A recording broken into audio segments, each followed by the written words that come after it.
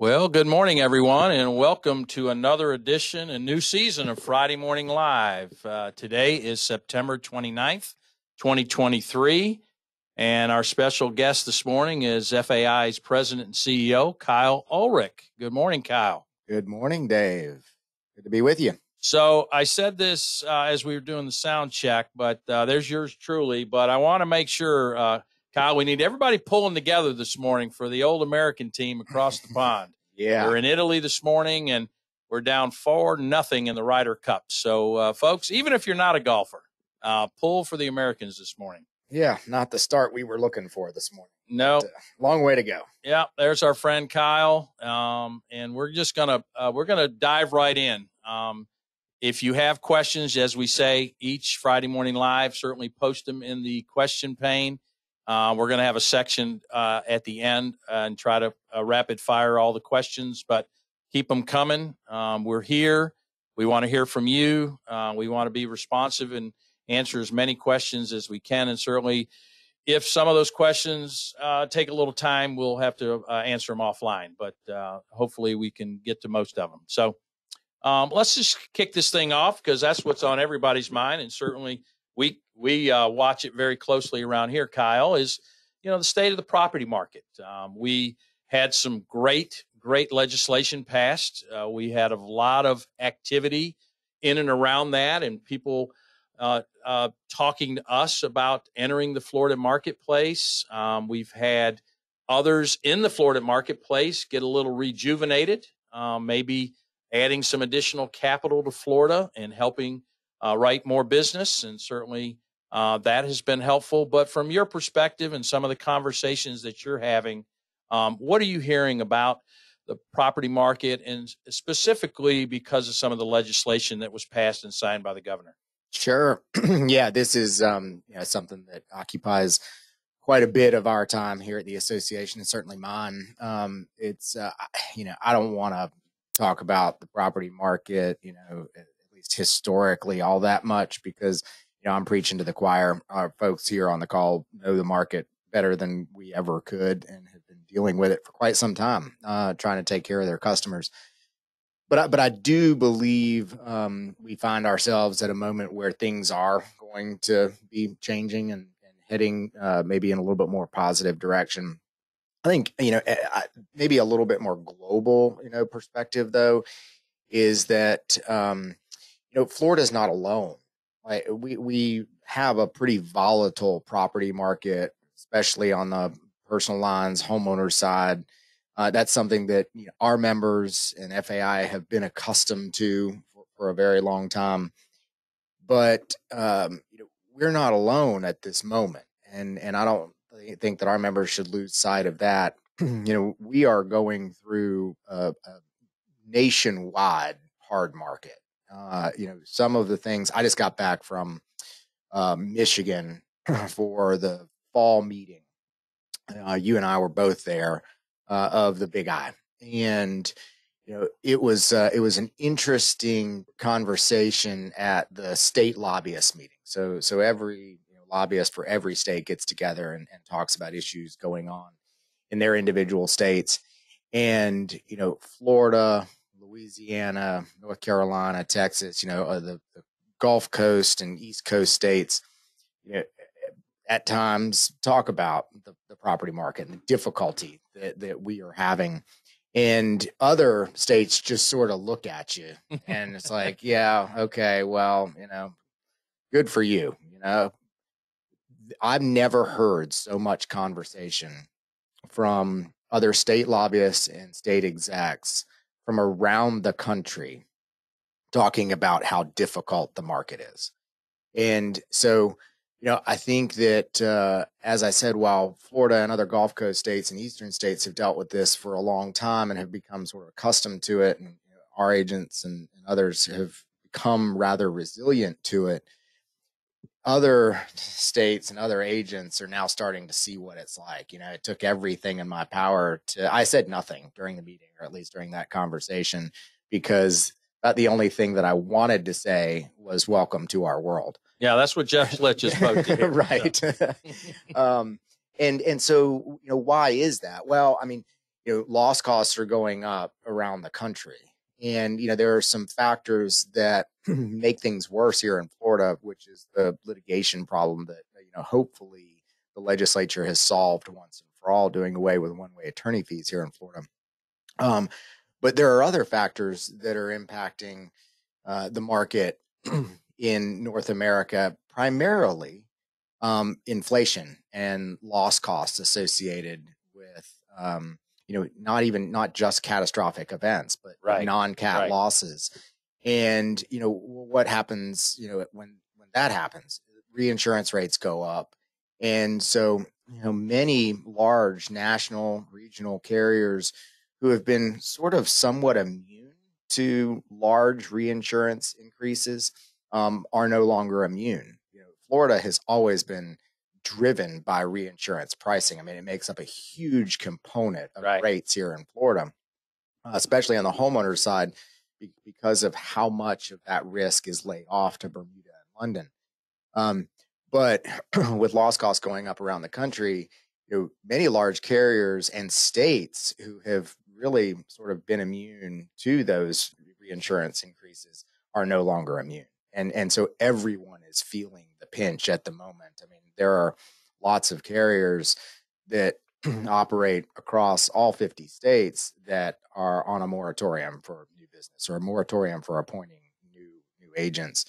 And so, where we go from here remains to be seen nationally.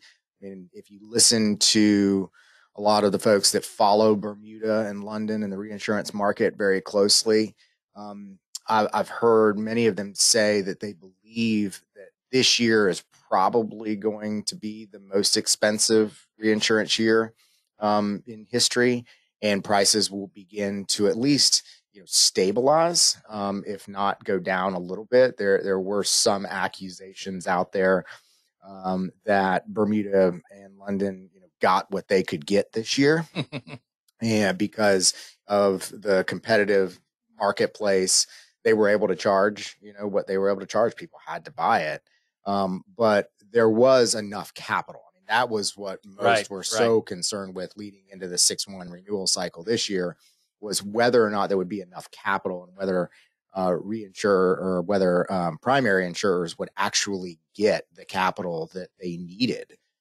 to fulfill statutory requirements and so forth. Good news is everybody was able to place their program. There weren't any insolvencies as a result of not placing their reinsurance program, which couldn't be said for years previous. And so I believe if you trust the people that follow this very closely, and some of the people that I listen to, I think you were going to start to see some moderation. And over time, data, and loss costs, the amount of litigation specific to Florida, will drive those down. They've got to see the data, though. Yeah. And I think there's a fair amount of cautious optimism, but it's going to take 12 to 24 months of being able to look at the hard data to see the claims and the litigation rates before those that are reinsuring this catastrophic market here in Florida are going to be willing to give any kind of pricing concessions and so forth.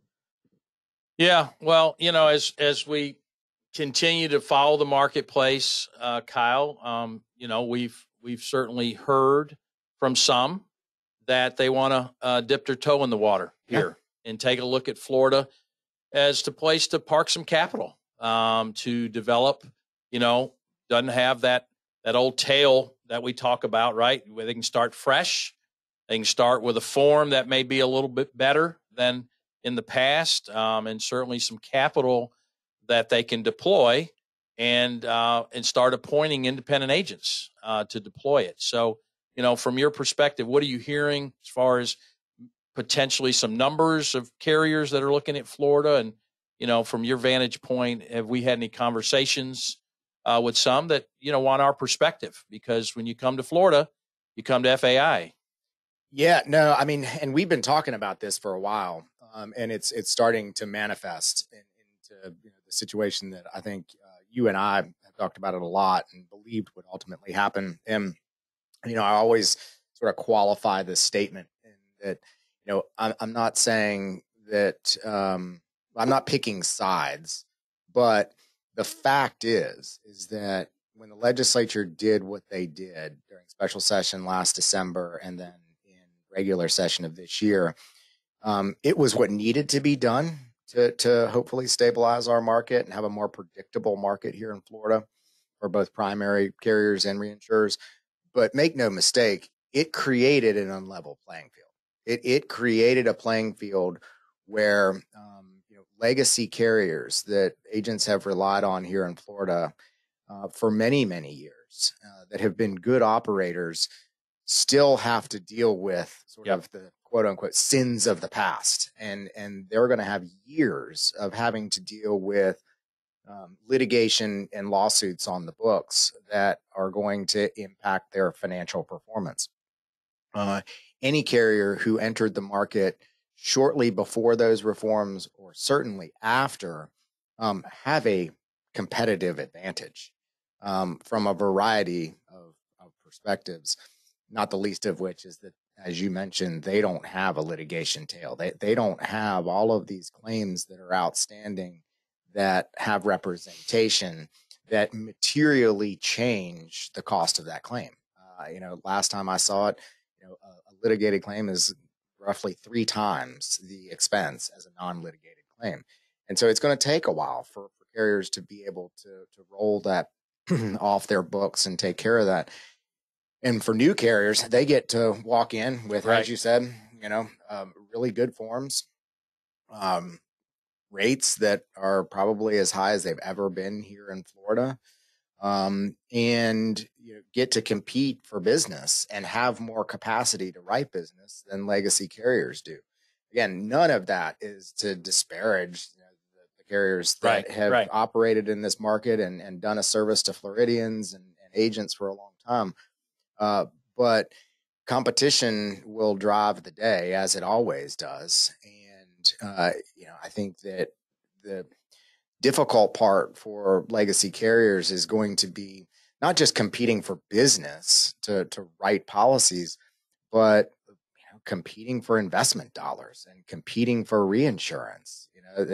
Those are capital markets, and investors are going to have to take a hard look at would I want to put 10, 20, $30 million into a legacy carrier who has a proven track record of being a good operator, but is saddled with all of the things that have happened here in Florida for years, versus, a new entrant. And it appears as though, there's a lot of capital flowing to Florida for new entrants into the market. I mean, all of the folks on this call have seen the announcements. We probably had 4 new carriers announced in the last 12 to 18 months, some of which have been more aggressive than others, writing business, taking business out of Citizens, assuming failed carriers' business. And then there are several more that are waiting in the wings. And we have had numerous conversations with these both operators and investor groups who are looking to get started here in Florida. I think that it's probably safe to assume that before the end of the year, so in the next couple of months, probably see at least 2, maybe 3 or 4 new carriers that get their certificate of authority. They're in various stages of fundraising and regulatory work with the Office of Insurance Regulation, all of which have plans to be aggressive, writing organic new business, but also a Citizens takeout strategy. We always say it, Citizens policy count is a product of the health of the marketplace, not the inverse. Citizens doesn't drive the market drives Citizens. And, the last couple of years, we've seen very little takeout activity. And agents know all too well the amount of activity that has been going on there since, August or so. There was a significant takeout in August, then again in September, October. There's a lot that's planned, as is November, which I think was just recently announced. Yeah, I mean, those numbers continue to increase. They went from 40 to 50,000 policies, and then October was over 100, and now the numbers are going to be over 200,000 policies for November. So the numbers are going to keep going up, and we'll get into this in a minute. We certainly are monitoring the whole depopulation process, the activity around it. And Kyle and I spoke about this morning off the air. I mean, there are some that have entered the Florida marketplace and they have a business plan that works for them. And every business plan for these either legacy carriers or new entrants have a business plan that they're trying to execute. And one size doesn't fit all, right, Kyle? I mean, it's just people have different appetites. Yeah. And so, but we do hear from agents, and we're going to continue to monitor these situations and talk internally and externally of how we can make the process better. But I will tell you, because there's so many policies at play, there are some that have just a different approach than the old, for many on the call, Depop was just one way, one time, one issue. Now it's different. And a lot of those policies, are being, quite frankly, tagged by the same carrier. Yeah, that's what I was going to say. I mean, when Citizens provides prospective numbers on, policies that have been tagged for takeout, I mean, there can be some overlap there. Yeah. I mean, there can be multiple carriers who have identified the same policy. So, is that truly the number of unique policies that will be removed or will be tagged for takeout? No, probably not. And to your point, carriers do have different approaches. I mean, there are some carriers who, try really, really hard to only identify policies that are going to be within 20% of Citizens' rate. Others identify every policy that they would like to take, regardless of what they believe the rate is going to be. And so I know that has been somewhat frustrating, both for agents and their policyholders, to receive some takeout notices that have the anticipated premium at 50% higher or 100% higher in some cases. I don't care how good an agent you are and how good a salesperson you are.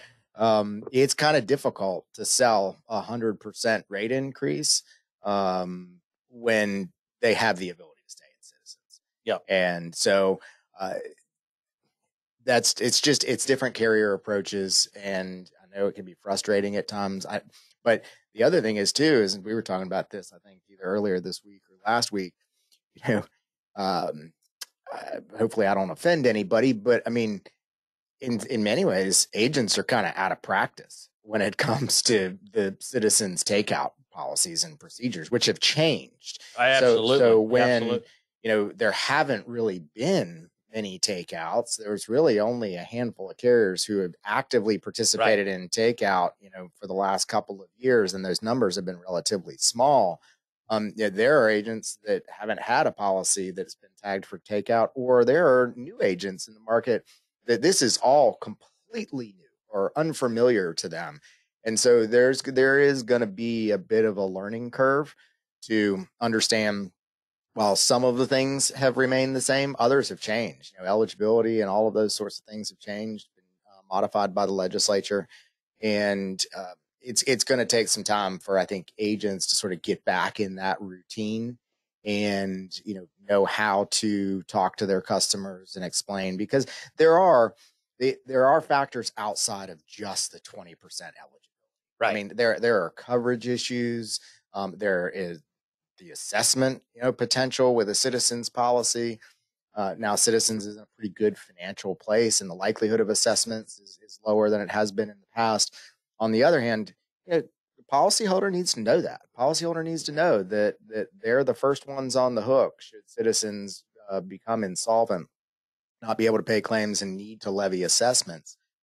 That can make up that 20% or 30% premium difference pretty quick if there were significant assessments. And so I say that in that it's going to take a little bit of time, I think, for a lot of agents who have not dealt with the takeout process for years to sort of reacclimate and reaccustom themselves with it.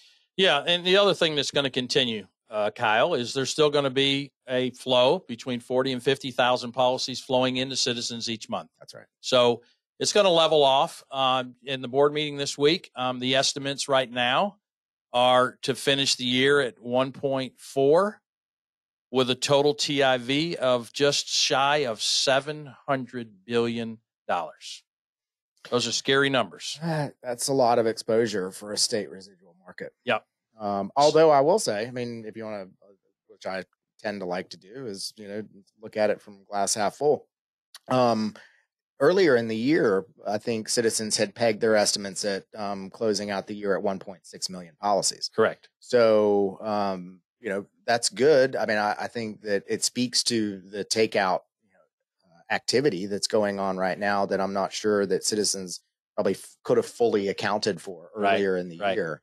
And so, we'll find ourselves in a situation. So if they end the year at 1.4, we'll find ourselves in a situation that's actually really similar to 2012, right, where we got right to that 1.5 million policyholders at its peak, and then began to start to depopulate and run some of that business off. I mean, I'm sure many agents on this call remember all too well that, gosh, in a 5-year period between 2012 and 2017, Citizens policy count went from right at about 1.5 million down to about 450,000 policies. Correct.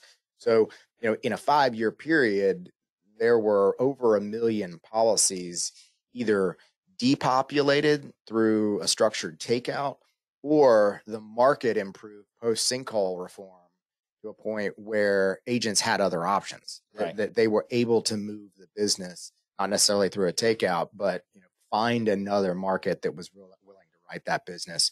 And with 4 or 5 new entrants in the market over the last year and a half, probably 2 to 5 coming online in the next 6 months, that same dynamic will likely occur. Yeah, I mean, and Kyle, let's face it. I mean, you're not going to see any rate relief right now. And I understand, Leanne, we're going to answer your question in a little bit about some of that. And, as Kyle mentioned, we've got to see some data. We've got to see some of this. And I understand there's a lot of pain right now from your customers, from people that you're working with, some of the carrier partners that you're working with, trying to convince them that, you want to move some business, you want to write some business with them, but of course their appetite right now is just not quite there. So I think we're going to see a little bit more of that. But also, Kyle, over time, even though we talk about rates in a way that they got to be lower, they got to be this, they got to be that. Let's face it, we had many carriers that failed because of rate. And when we were talking to new entrants, that was part of it, that they could get a little additional rate, and to get the rate made them financially stronger. Yeah. So the way that I've heard it characterized repeatedly is rates are adequate now. For the first time in a very long time, carriers feel like rate is adequate. And so will competition over time moderate pricing? And yeah, I mean, again, it's so heavily driven by reinsurance costs, right? That depending on what reinsurance costs do, that's what rates will ultimately do. But I think that both reinsurers and primary carriers are going to be very cautious to lower rates in any aggressive manner, right, without years of data to show that legislative changes have in fact worked. But I think that they will also take into account sort of the political risk of any of those things being undone.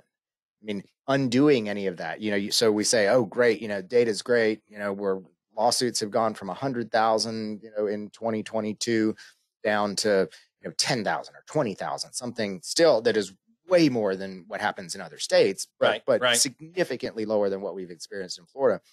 I still think that there's going to be, a fair amount of caution in going, too low, for fear that the future legislature may undo some of that. Yeah. And so, ever since I started in this position and the market was what it was. I've tried really hard to be as honest as possible with our members about what we believe the case will be, even though it's probably not what most want to hear. Yeah. I mean, my perspective is that there's not going to be a lot of pricing changes for quite some time, and even when there is, the market continues to improve. We're just starting to see signs that it is. I don't want to get too far ahead of ourselves. Yep. But it's still, I don't believe, and this is my personal opinion, I don't believe that it's realistic to think that policyholders here in Florida should expect to see pricing go back to what it was in 2017. Yeah. I just don't. Will there be some moderation and potentially some decreases moving forward? Yeah, I think that's possible if all of the stars align and things work out the way that we all hope that it does. But I think it's unrealistic to believe that pricing is going to go back to what it was 5 years ago. Trey mentions he's already heard some fodder from the next Speaker of the House, Danny Perez. Yeah. Looking at it. Sure. Is there some things? And so, it's a balancing act, right? We got to be careful there. But and Danny's a good friend. Danny, has his own perspective. Yep. I mean, his previous career before coming into the legislature, he was an insurance defense attorney. So he understands the issues. Yeah. He happens to be from an area of the state that it is, Miami-Dade County, that these issues are even more politically sensitive. So I would say that Danny's a really smart guy that knows the issues, is going to be maybe a little bit more moderate on some of the more tort reform type issues. Do I believe that he will lead the charge to undo what the legislature has done? No, I don't. But I do believe that he is going to hold carriers accountable. And I think that's what many members of the legislature at this moment, that's the posture they're taking, right. Is that we've done a lot to try to level the playing field and create a situation in which carriers can operate profitably. But that does not give carriers the right to be able to not adjudicate claims properly. And so there were some examples after Hurricane Ian of, some policyholders that didn't feel like they were being treated fairly. I think that going forward for either cat or non-cat losses, the legislature and the OIR is going to be very, very mindful and watching closely to watch how carriers settle claims. And I think that's probably the biggest exposure that the industry has moving forward. The other thing, as we have had the opportunity to talk to some folks about coming into Florida, one of the things that we talk an awful lot around here about is the policy that have just got so much Swiss cheese right now, right, Kyle? And so what we've talked about is certainly they need their rate, but maybe think about putting some more coverage back in the form. So agents can start talking about coverage again and move that conversation totally away from price. It unfortunately has been all about price for the last couple of years. And for that's a difficult situation for most of our members to be in, because the service that our members are providing, that trusted choice, advisory, type service, has been more and more difficult because while, I've had lots of our members tell us that they don't feel good about the policy that they're selling these days because of how much has been stripped from the policy. And so why was that done? I mean, so carriers had one of two options. They either were able to get the rate that they needed to feel like, it was an adequate rate to charge for the exposure that they had. And if they couldn't get the rate, then they had to cut coverage. I mean, it was exposure management and dictated largely by their reinsurers. And so, yes, the carriers that we have talked to that are coming into the market or have already entered the market all express a desire to be able to give back more coverage to the policyholder in a prudent manner. Yep. Again, though, they're going to be cautious about Oh, that, not knowing for certain that what the legislature has done really will solve the problem moving forward. So yep. even some of the new entrants, I think you're still going to see some more restrictive policy language and forms and coverage and so forth.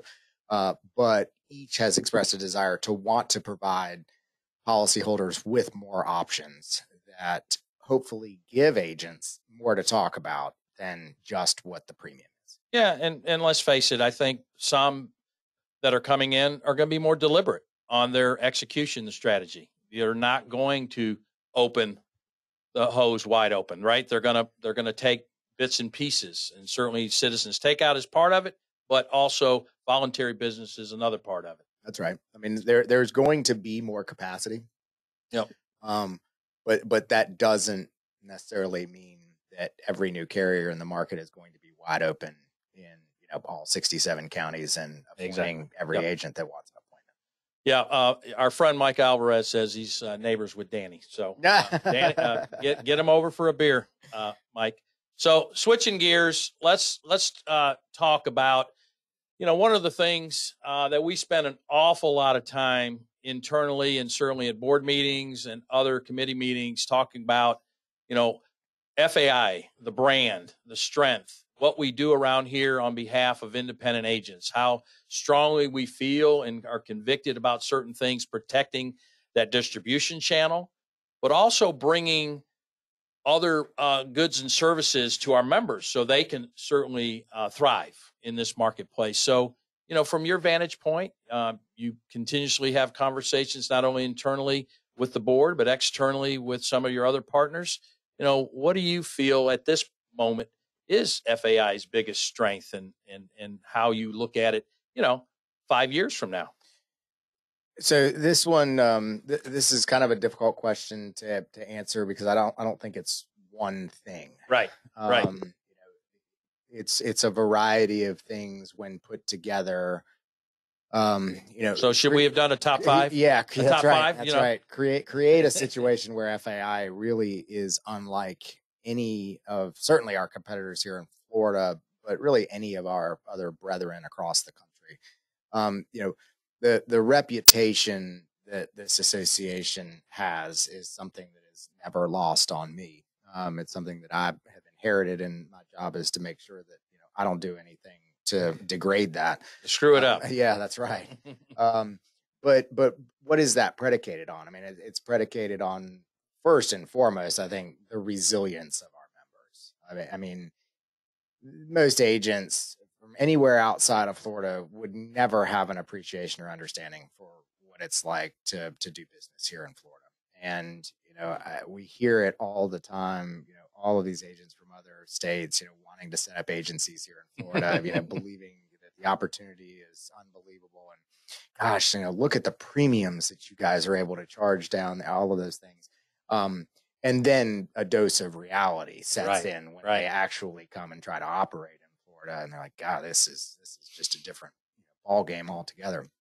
But the resilience of our members, I think, is just a huge strength that the association has, along with the team that we have here at the association. I mean, we have. I will put the team that I have the honor to lead here up against any other association in the country. I mean, we have 37 of the most dedicated people that you'll ever meet to trying to find a good outcome for a member, regardless of the issue or problem that has been presented. Some of those things are a little bit more public than others. Right. When you talk about the advocacy piece and FAI's role in, leading legislative change. Yes, that's a very public thing that we do and we're proud of. I think it's very, very important role that the association holds. And it's, kind of one of two things that the association was built on. When we were founded in 1904, it was education and advocacy. Those are the two things that we, are known for and work very, very hard at. Over time, things have evolved, and the for-profit side of our house, the agency, FMS, that generates opportunities for our members to sell products. I say it all the time. We want to be agents' best business partner. It kind of gone are the days where agents join the association for what we do from a legislative standpoint. Because you have to be honest about it. I mean, we're going to do it for members and non-members alike. I mean, whether you're a member of the association or not, the advocacy work that we do benefits everybody. So how are we able to do what we do when certain folks aren't willing to pay membership dues for advocacy? Well, the for-profit side of the house is what drives that. Right. I mean, right. Our ability to have programs, products, and services that agents can use that they otherwise wouldn't maybe have access to, or certainly not access to at the same price, is a huge competitive advantage for us. And we have, through Independent Market Solutions, just in the last couple of years, been able to generate over $100 million in commission revenue for agents in the state of Florida. Couple that with other programs like our E&O program through Swiss Re and RLI and all of those things. That is a major strength of the association that puts us in a position to be a business partner, and maybe not quite seen as just an expense in the agency. Like where you look down and you're like, well, why am I spending this $1,000 on membership? When we can show that many of our members generate revenue through the partnership with the association well in excess of whatever their membership dues are. So I think our structure is certainly an advantage and one of our strengths that while we still heavily focus on the advocacy and education stuff, the for-profit side of the house that generates revenue for members is really, really important to the success both of the association, but more importantly, our members. Yeah. Unfortunately, I didn't put Kyle's screen up, so he can't see but I put up the slide advocacy, right? Yeah. And certainly a lot of people think it's what we do all year, but then specifically those 2 months. And this year it'll start in January. But, we talk about advocacy in all forms around here. And certainly a lot of our members come to us to advocate on something for their behalf that has nothing to do with the legislature, has nothing to do with the regulatory body. Yeah. They have a problem. And as you said, we want them to feel like they're a business partner of ours, and we're here to help. Yeah. I mean, I think that most folks, when you ask them, what is advocacy, they would talk about the legislative work, the lobbying, it's a very important thing. Absolutely. We're in a great position because we have, members who are very generous with both their money and their time to help us with grassroots work, the relationships, that we build here through political giving matter. They, I think, pale in comparison to the relationships that agents have with their local elected officials, and the impact that we're able to have because of those grassroots relationships is different than most others in the industry. So that's a huge strength that we have. As you point out, advocacy work isn't just a 2-month during session thing. I mean, that is something that we do year round, trying to build relationships that when session does roll around, we have the ability to get to the people that we need to get to. But you're right. There is so much more advocacy work that the association does for our members outside of just legislative. I mean, the number of inquiries, requests, issues, problems, however you would like to describe it, that come to us from members, ranging from relatively simple, licensing or CE compliance, up to, far greater issues, are things that we deal with every day. Yeah. One on top of everybody's mind right now is the emergency order. Yeah. And making carriers comply with what the intent is of that emergency order to not harm policyholders right now. Yeah. I mean, I would say that a handful of us here, you and me, Laura, BG primarily, I would say that was probably 50 to 75% of our time for the 4 to 6 months following Hurricane Ian was trying to help members understand the emergency order and taking individual instances to the Office of Insurance Regulation, the Department of Financial Services, or to the carrier directly to try to rectify situations that members found themselves in after Hurricane Ian. So those are the types of things that aren't nearly as public. We don't Right. talk about as much. And until an agent finds themselves in that situation, would probably not have any appreciation for that. But there are so many cases and instances that we could point back to, both directly related to Hurricane Ian and anything else that happens in the marketplace, that makes me really proud when you see the outcome, that the agent just didn't know where else to go, right? And was just trying to help their policyholder and maintain that relationship, but really at its core, just help the policyholder. That's it. Find a resolution that we were able to help there. I'm proud of that. It's something and Kyle, as that has evolved, right? It was certainly a certain segment of our carrier partners in Florida, and now that's really expanded. We certainly have national carriers that look at that emergency order in a different way, right? Because they're a national carrier. They think some of those rules don't apply to them. And Laura and I worked on an example just this week with a national carrier, and guess what? They had to abide by the emergency order. Right. Their lawyers weren't reading it correctly, and we reminded them the correctness of it. Yeah. So, and to finish this point, folks, just want to remind you to go ahead, Capitol Days, because session begins in January. We're going to be up here in January 22nd through the 24th. We're at a new venue this year. We're at a Marriott property just on the other side of the Capitol. So still the same routine, the same type of good stuff and food and fellowship, but just a different location. But go ahead and get online, get your hotels booked, plan on coming and join us at Capitol Days and being part of the solution, right, Kyle? That's why you come to Tallahassee. That's it. If you haven't been, I would encourage you to join us.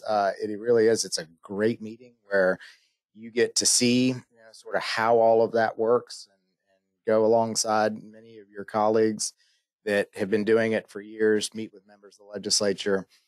It makes a big difference. Yes, we are going to be in a new venue for all of you folks who have been joining us for years. We're going to go to a new property this year, and it should be very, very nice.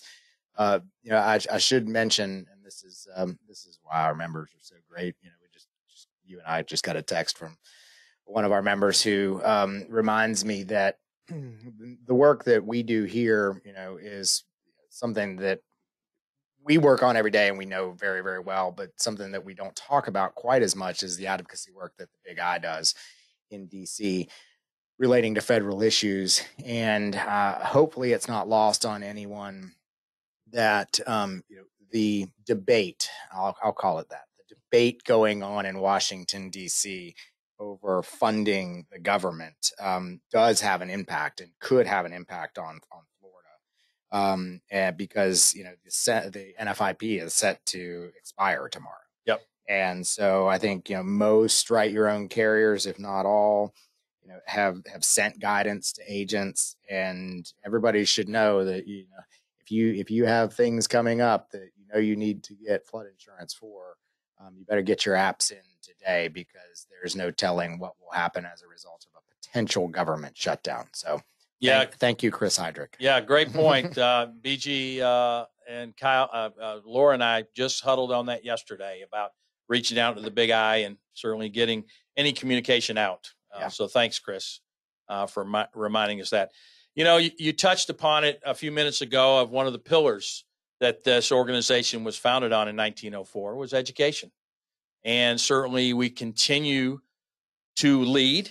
We just got honored up in Grand Rapids with another year of being an educator that was recognized nationally by our peers around the country for the education benefits that FAI provides. But, you know, a year or two ago, we had this idea, you had the idea, to kind of look at education in a different light. And so we want to keep reminding members of the association, and certainly those not on this call, but certainly share it with your colleagues, that right now there's a member benefit that's available to every licensed member of your agency to get 10 hours of continuing education as a member benefit just because you're a member of FAI. Yeah, it's part of your dues. Part of your dues. It is something that, you know, our board and the folks that gathered with us during strategic planning talked a lot about, and that education has been and will continue to be a fundamental tenet of what this association does. The professional training that we pride ourselves on providing our members is second to none. And we're one of the few associations left in the country who does a lot of content creation. Right. That we are creating the content specific for Florida laws, regulation, rather than farming that out to a third party. Now, I'm not saying anything bad about those third parties, but we've just always felt like, you know, it was our job to deliver professional training and continuing education to our members that is unrivaled. And what we sort of finally landed on was the fact that we're never going to compete with free. And when I say free, it's both free or it's, you know, $5.99 for unlimited continuing education per month. We're not going to compete with it. So instead, let's compete on quality and provide the education to our members. You know, we've had members who they make the decision that they know it's more expensive, but they're willing to pay for it. Yep. But not all, you know, see it that way. Yeah.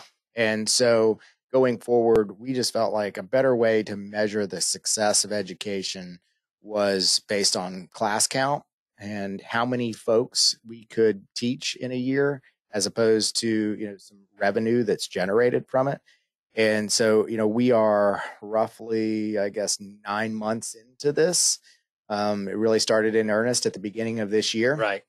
And that takes a little bit of time to, you know, sort of be seen and understood and known to members. You know, the great thing is that we've seen, you know, quite a few agencies that had not really ever participated with us with education that have gone all in on this and have seen it as a huge benefit and as a way for them to give their, you know, team members really good quality professional development training and CE, all as part of their membership dues that they pay the association. And so, you know, we typically charge around $25 an hour for paid coursework. And, you know, you look at that 10 hours times 25, that's $250 of education that every licensed employee, every agency is receiving as just a benefit of being a member. So if you haven't checked out our education recently, I really would encourage you to do so, because it's going to be timely and topical on the issues that matter most to us. Yeah, and I'm glad our friend Leanne pointed this out, and Kyle just said it. It is for every licensed member of your agency. Yes. Okay, so this is update your roster, because that's part of the key to this, right? You got to be on our roster under your agency name. You go in, you register for those classes, and they're complimentary to you. So there's always going to be the 4-hour law and update class, and then we've switched out the 1 personal lines and the 2 commercial lines classes. So look at the calendar; the schedules are being updated. But that's as we said when we first launched this, we wanted to look at the calendar each year, look at the classes each year, and that's what we'll continue to do. But the 4-hour class certainly is a mainstay, because that is a required class, and we do an unbelievable job of outlining the new legislation, the nuances of laws that have changed that are impacting agents. So That's right. want to keep that on the hook. And you talk about our internal resources, Kyle, but certainly because of that, people want to partner with us externally. And one of those partners is our program that many of our members are going through right now, which is the IA MBA program. We kicked it off in the spring and graduated a class at convention during the Thursday lunch.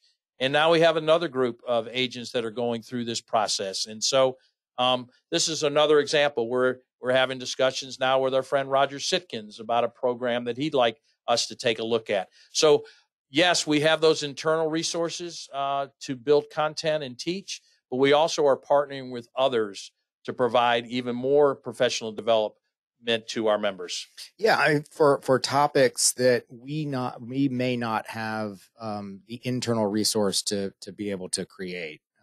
It's always good to find a partner that has the ability to do that. And Goal Makers was able to deliver a program for us that we did not have the resources or bandwidth to do on our own. And so I would really encourage anyone out there who wants to take sort of their career to the next level and have a deeper, broader understanding of both goal setting, leadership, and especially internal agency financials. This is the program for you. The feedback that we got from the graduates in the spring, I think we ended up with about 15 graduates, was absolutely outstanding. Yep. And they just raved about the program. We have another group going through, as Dave mentioned, right now in the fall session. We incorporated this into our FIFL class, the Future Florida Insurance Leaders class. So this is now something that is part of that curriculum for that group of 10 or so emerging leaders that are going through that program. And I would encourage any of you to take a hard look at it. It is, it's not cheap when you look at it in the grand scheme of things. Although I will say that because of our partnership, and the numbers that FAIA brings to the table, Goal Makers has been very, very aggressive in trying to create a situation that makes it more affordable. If you sign up early and sign up two, I mean, you basically get two folks for the price of one. Yep. So I would just encourage anyone, if you haven't looked at it and are not familiar with it, to take a look at it on our website. And if you have any questions, reach out to myself or Dave. Yeah, and then lastly, we're going to continue to offer some scholarships to encourage folks to sign up. So we're getting to our portion of Q&A, Kyle. We're going to a few questions that have already been posed here by our members. And certainly if you have some questions, type them in. We'll get to them. But before we do that, just want to thank our friend David Wilbur, who commented, FAI education is the best. While attending an in-person such as convention, I learned much from other students in the class. Please do continue the first class education. I'll save money another way. Education is very valuable. So we totally agree. And David, you brought it up, and we'll have a slide in a second, but we're already putting together another lineup of breakout sessions that, again, is second to none, from speakers and content and ideas that are helpful, that we want to be actionable items that you can take back to your agency once you attend one of those breakout sessions. But, Kyle, we didn't get a chance to really delve into this, but one of the questions Patricia is asking, when you get these takeout offers, right, you have a citizens policy that has some very non-limiting water coverages, right? But then you have a takeout carrier that has some water limitations. I mean, isn't that true if you choose to elect to use the managed repair program through Citizens? Yes. Yeah. So there are limitations in the policy unless the policyholder uses the managed repair program. So what's happening is agents are trying to have that conversation with their client. It doesn't seem fair that the takeout customer will have a mandatory 10% water limitation when the limit does not exist when you use the managed repair program. So, that's a balancing act. There are those concerns, and each one of the takeout carriers is going to have some form of limitation. Some is more restrictive than others when you start comparing them side by side. Yeah, and I think that example is a perfect one, going back to what we were talking about earlier with carriers having no choice but to limit some of the coverages that were most frequently abused. So, on non-cat water claims, I mean, that is like probably, I'm just going to pick a number that I think is probably pretty fair, is, 75% of what ended up being litigated. That's what a lot of people fail to recognize, is that, the litigation crisis in Florida is largely non-catastrophic claims. Oh, no doubt about it. And so the overwhelming majority of those claims were relating to water. The people coming in and claiming that, this leak behind your sink has been here for a long time, and now we got to rip out your entire kitchen, and now we got to take out the floor. Oh, now the floor doesn't match the rest of the house, and so the next thing you know, you have a $100,000 claim for what should have been maybe a $10,000 claim. Right. I mean, it was a cottage industry, and so carriers didn't have any choice but to limit that exposure, which is not good for the agent. It's not good for the policyholder.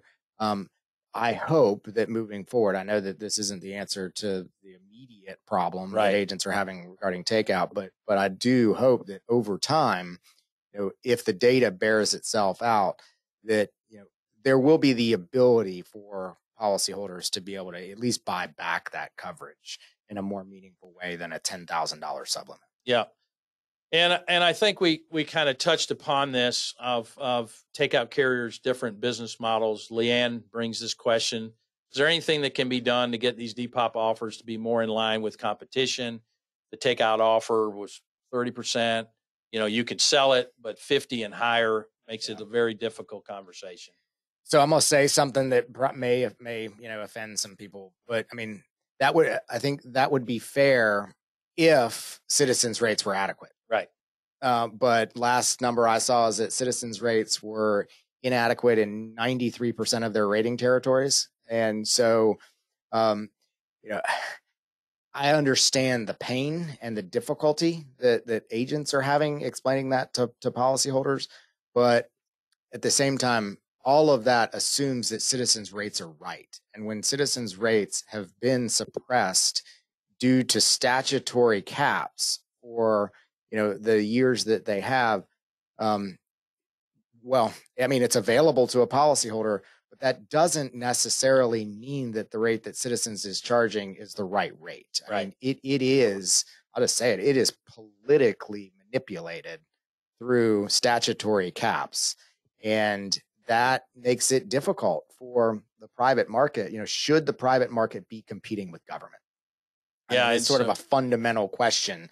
And I think most of our members would believe the answer to that is no. Like, the government shouldn't be competing with private industry, which is exactly what Citizens is doing. Not because of anything that Citizens has done, but because of decisions that have been made by the Florida legislature. Yeah. And Leanne, we've certainly have talked about that internally as well. I mean, it is, when you see, you talk about 50%, we're seeing 130%. We're seeing some crazy numbers, but Citizens is certainly huddled. To Kyle's point about inadequacy, 93% of the territories. This week in the board meeting, those 93%, in many, they're 50% inadequate. Right. Okay. So when you only go up this year, the 24, they're going to go up 13%. Okay. So that number takes a while. Yeah. To get anywhere close. When the voluntary market is raising rates at 30% a year because of reinsurance costs and claims costs, and Citizens is only going up at what used to be 10 and then 11 and then 12 and now maybe 13 if they get their rates approved. Right. The gap, the difference just is becoming larger and larger each year. All right, folks, as we wind down Friday Morning Live, just want a reminder, because Depop has certainly been a hot topic. Our next show on October the 13th with Citizens, Kelly Booten and Carl Rockman. The 27th, Roger Sitkins of the Sitkins Group. November 3rd, we're going to have our friend Tom Doran with Reagan Consulting talk about the best practices study that was featured this week in the Agents Confidential. So we thought we'd bring Tom on to talk about what they're seeing and from agents that have decided to go down this path and become a best practices agent. And we're still rounding out November and December. So those are the next few shows. We appreciate your time this morning. If you have any questions, certainly reach back out to us and we'll be glad. But I'd be remiss, Kyle, if I didn't mention our 120th convention. That you can get online right now and reserve your rooms, and we strongly recommend you do that. Registrations for the convention won't be open until, I believe, January, but certainly get online. You see the dates. It's at the Rosen Shingle in Orlando. Get there and reserve your rooms now, because this is a property that sells out every time we're there. So yeah, you'll want to be there. We've got some exciting announcements here. Yeah, we're going to keep those close to the vest right now. But yeah, get on there, get your rooms reserved, and we'll see you at convention. But in the meantime, we'll see you in other places. But thanks for attending this edition of Friday Morning Live. Thanks to our friend and our leader, Kyle Ulrich, for giving his insights on what he's seeing is from his vantage point. And have a great day, and go USA. Thanks, Dave.